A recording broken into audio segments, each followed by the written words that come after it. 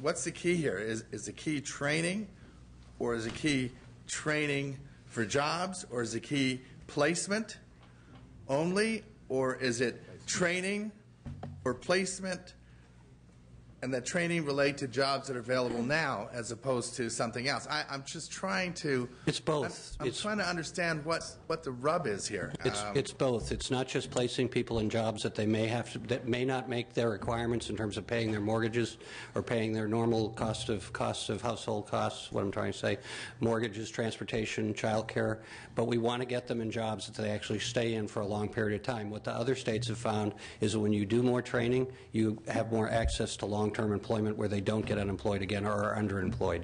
Colleagues, let me remind you all that this item is on suspense. We will go to Mr. Davis next. I just wanted to ask, obviously we're asking for some enhancements with regard to training for those people who've been dislocated, who currently have jobs or had jobs yesterday.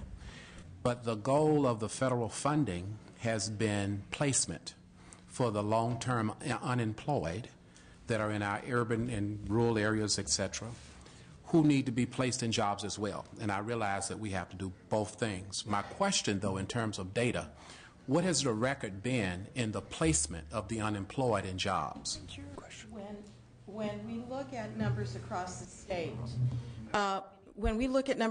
state, each local workforce investment area in the state of California, we have to meet federal legislation placement thresholds. For dislocated workers, it's 87%. For adult workers, it's about 80%. So that means that 80% of the people who come through our doors, thereabouts, we secure placement. I wanted to clarify something for Senator Calderon, and Assemblyman Calderon. Briefly, please. Yes, briefly. And one of the points is that with respect to training, under the federal legislation, we have to access other training first. That's a federal mandate. We have to go to other dollars first because Workforce Investment Act dollars are dollars of last resort. So it's not the first dollars we go to, it's the last dollars we go to. And that's, I think, why the paradigm is not that any of us are against training, it's that we are about placing and moving people through placement. And when we're doing a lot of the placement, it isn't seat time in a classroom.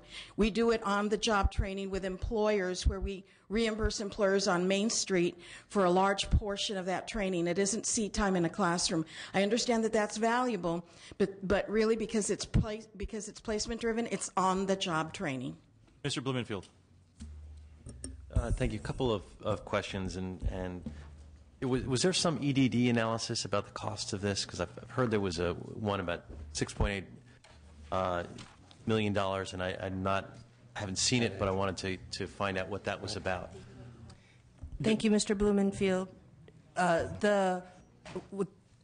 Factually, all due respect, the opponents of the bill had an analysis done by an outside economist, I think out of CSU Fullerton, that we received last Thursday, that analyzed the impacts on the Unemployment Insurance Fund. We have now received 3 critiques and analyses of that study. One is from the state's Employment Development Department. The second is from the Center for Law and Social Policy, which is a national nonprofit organization focused on workforce training. And the third is an analysis from the state of Illinois, who, as the senator mentioned, has a similar policy in place. All of them completely debunk the study that was done by the professor at CSU Fullerton. We have today turned that into the Appropriations Committee for their review so that you can see that study may not have been worth the paper it was Department of Finance, you want to weigh in here in cost? Yeah, thank you, Mr. Chair.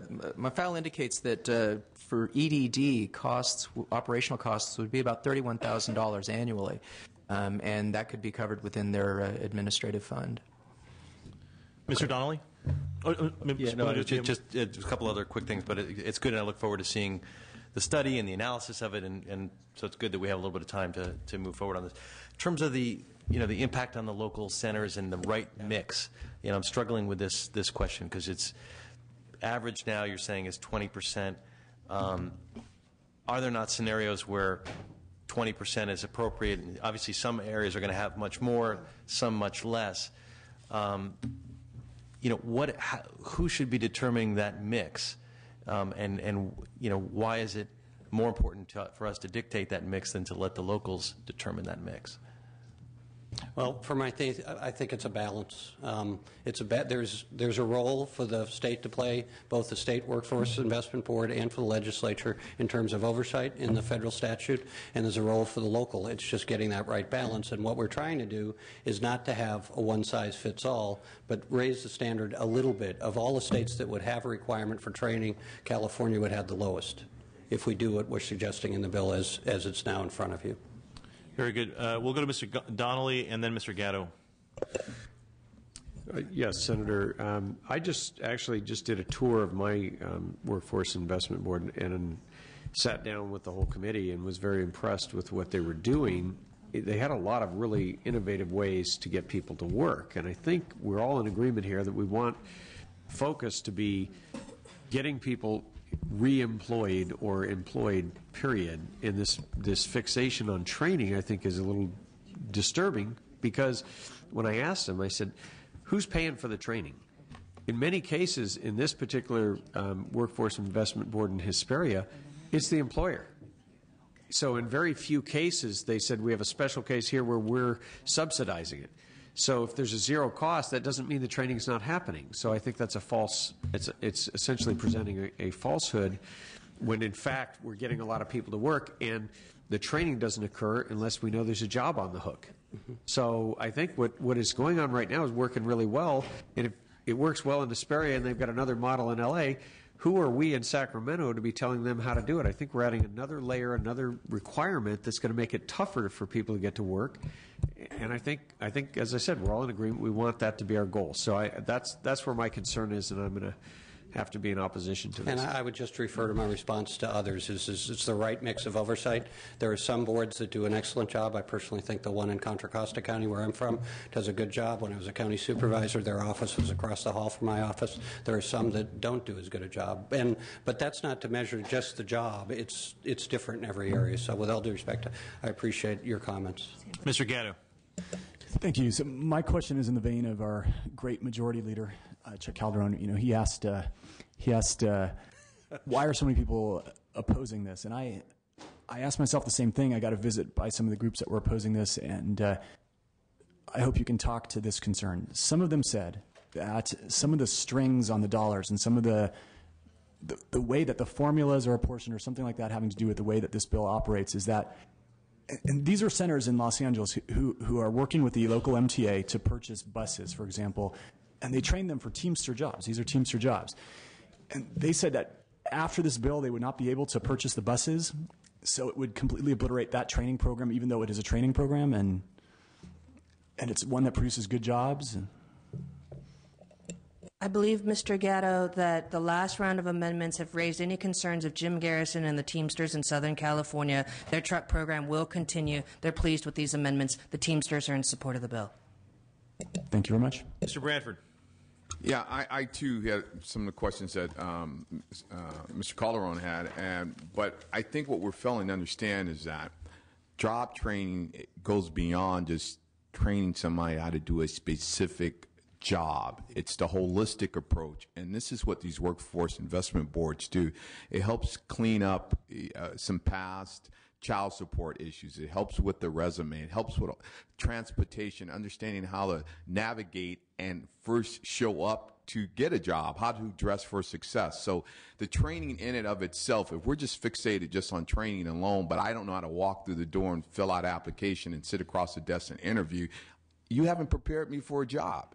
So let's not just cut off one segment of this, and this has to be holistic. And what the workforce investment boards, yes, could they direct a little bit more of this money? Because as they all have come to talk to me, I've asked how much is dedicated to training.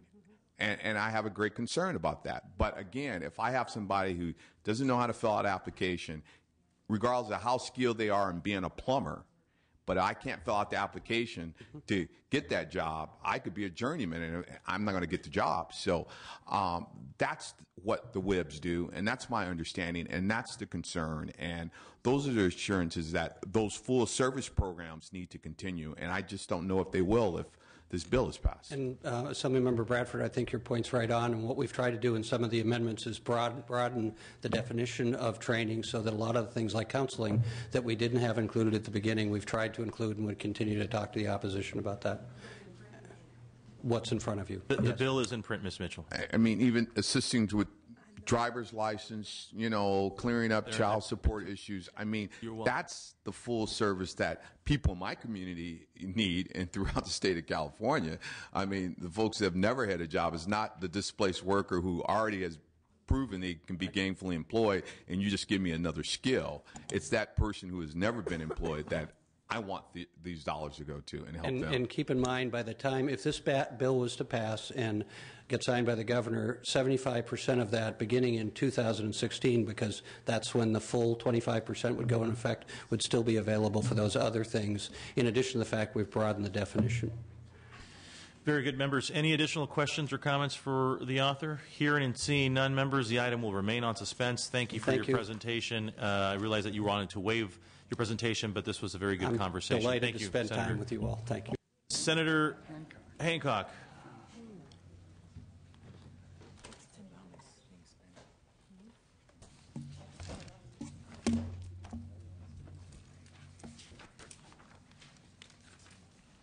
Thank you.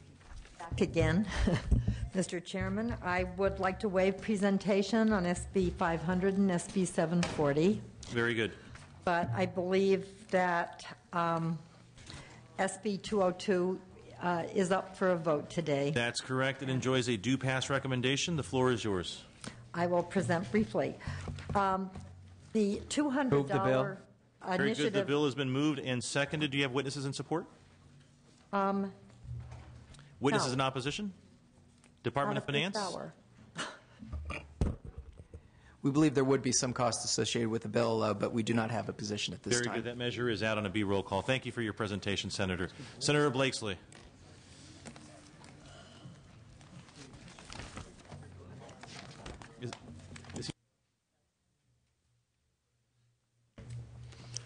Thank you, Chair. Members, appreciate the opportunity to present SB 356, which guarantees local governments the opportunity to keep state parks and their communities open in the event the state proposes to close them. Very good, Senator. Your bill was properly moved and seconded. Do you have any witnesses in support?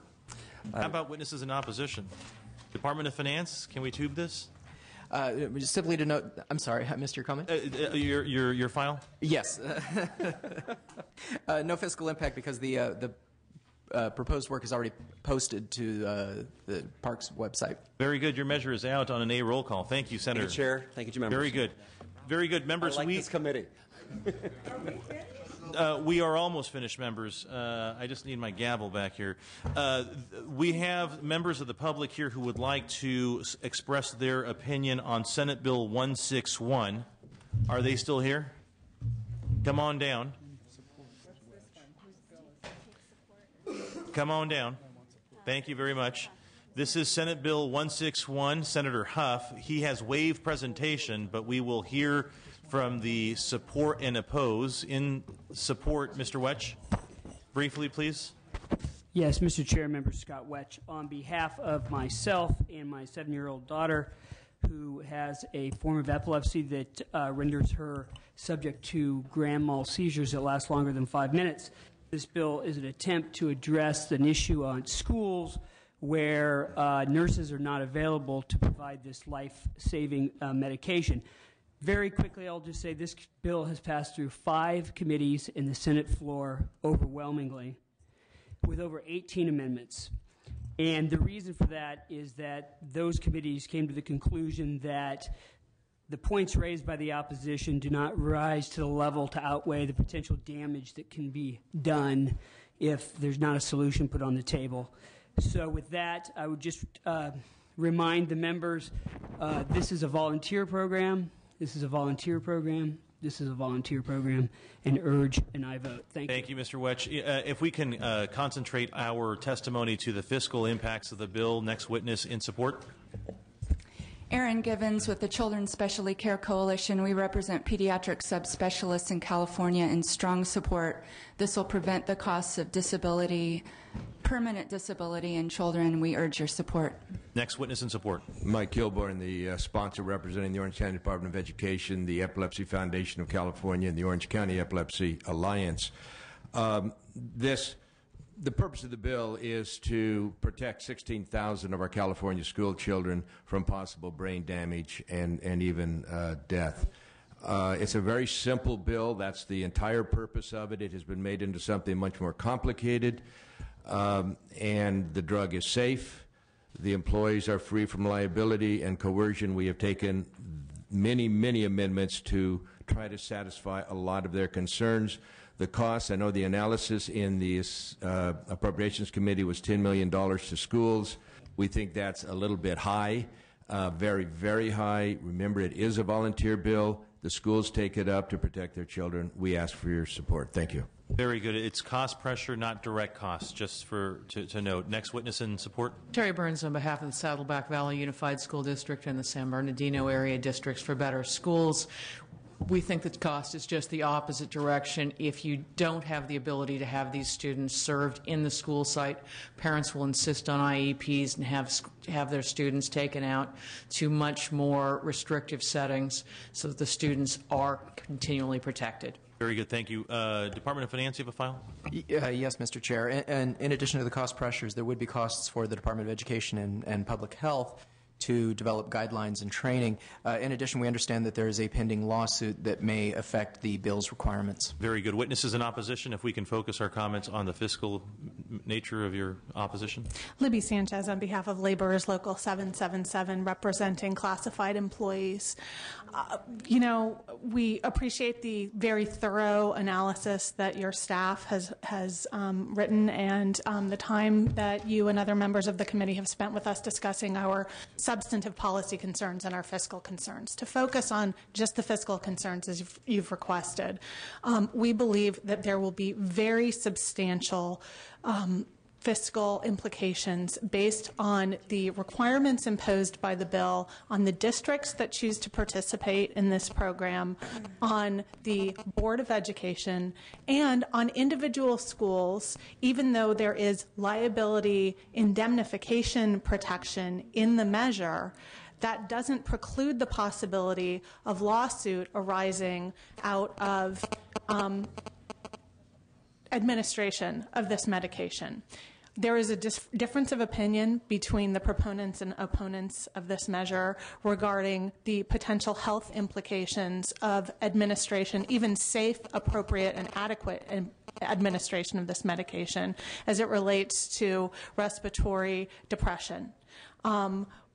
There are costs associated with 911 call. There are costs associated with having to oversee a student to whom this prescription medication has been administered.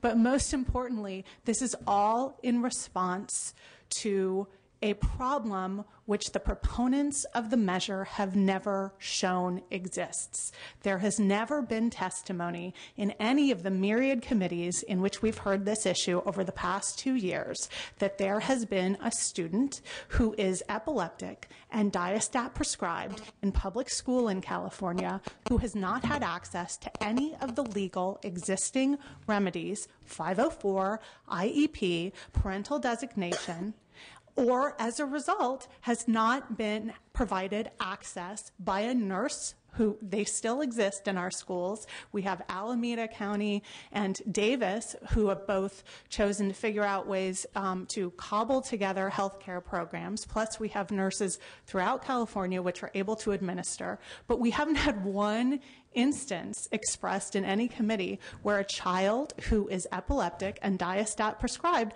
hasn't had access to this medication. This is the classic example of a solution looking for a problem. Thank you, Ms. Sanchez. Next witness in opposition. My name is Elaine Shubin. I'm a school nurse 22 years and an RN 36 years and a member of California School Nurse Organization supporting opposition to the bill. I came here to tell you, the Appropriation Committee, that you should not appropriate 1 penny to a bill that is unsafe and directly does not protect the consumer, as it is in direct opposition to what the FDA and Valiant has determined to be the safest and best use for this drug, Diastat. The decision you need to make is to appropriate money to provide the best practice training to physicians, surgeons, physician assistants, credentialed school nurse, registered nurse, certified public health nurse. And you authorize school district to train and supervise. This is not who the FDA or Valiant State is to train, and it is the prescriber and was a condition of approval for the drug for the use by non-medical personnel. You should not appropriate money to this bill for best practice and training website that is not needed, as the FDA and Valiant has spent money on what the caregiver should be instructed on by the prescriber. It is part of the prescribing process, and nurses do not prescribe, so do not ask us to be doctors. Neurologists were those trained in the drug. Very good. Thank you for your testimony. Next witness in opposition. Next witness in opposition, please.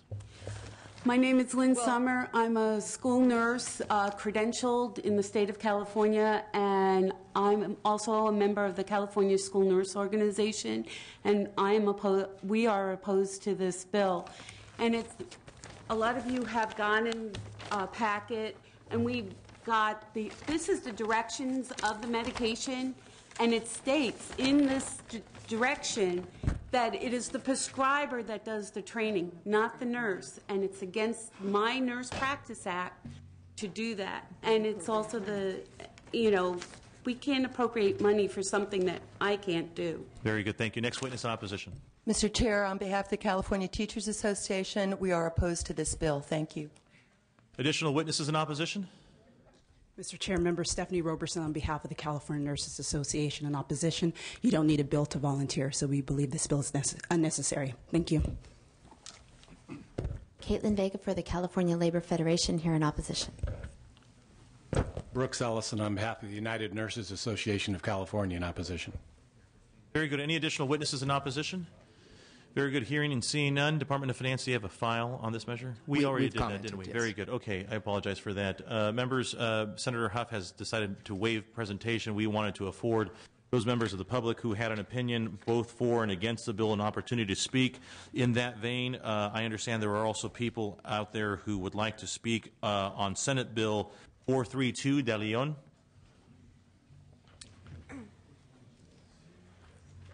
Very good. If you can be brief in your testimony as it pertains to the fiscal objections to the measure. Excuse me. Thank you very much, Mr. Chair, members of the committee. I know it's been a terribly long day.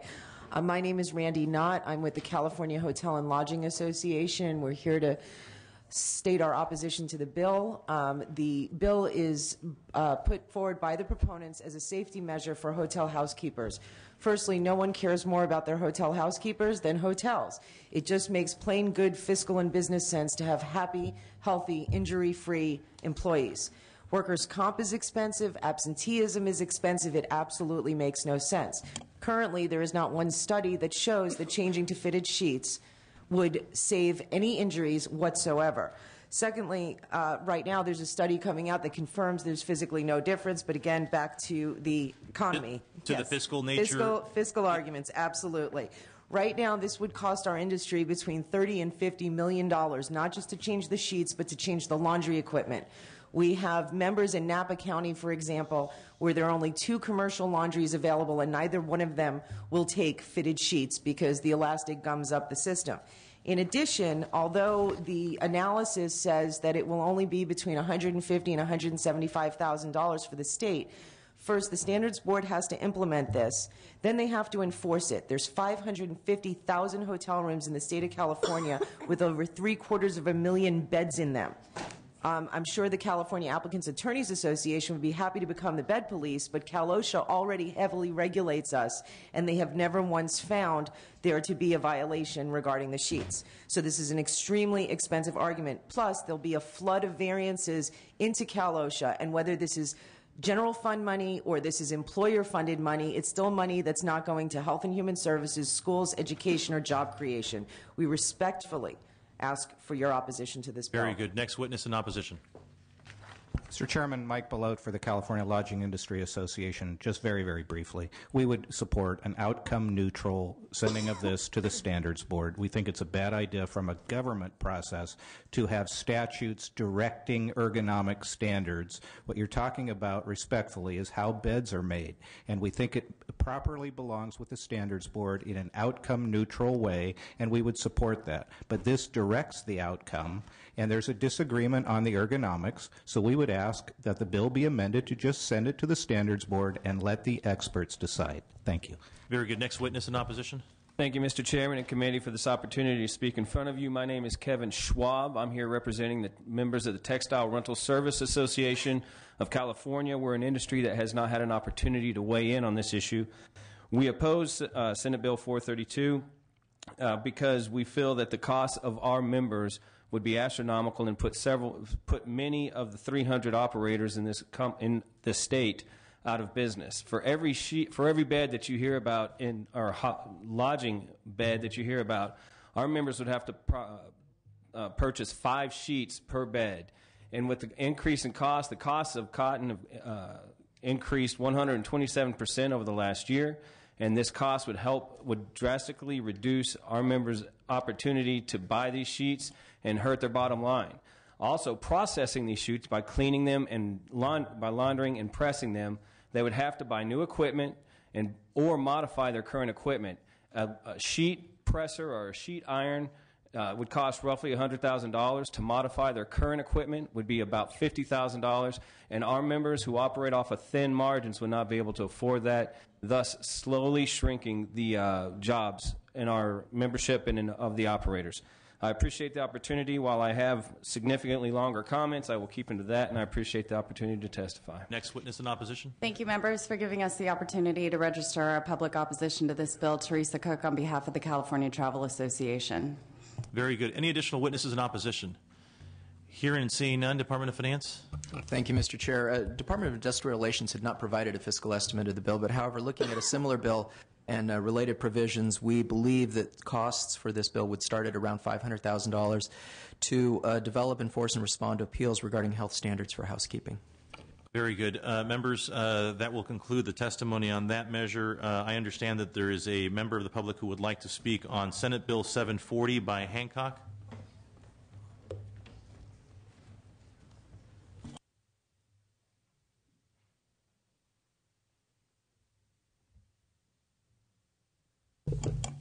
Mr. Chair and members, Sherry Griffith with the Association of California School Administrators. SB 740 would eliminate the second grade assessment in reading, language arts, and mathematics for all second graders in the state of California. We oppose that on both policy and fiscal grounds. We think that at this time, when students are expected to be reading and proficient at reading by third grade, it would be taking a step backwards to remove the second grade assessment to ascertain if they are actually moving forward in reading readiness. Secondly, we think that the costs involved in this, while it states it's a cost savings of $2 million, the long-term cost will be that if students are not reading proficiently by third grade, and we don't have an assessment to gauge that we will be spending thousands of dollars locally to implement assessments and interventions for those students that are not reading.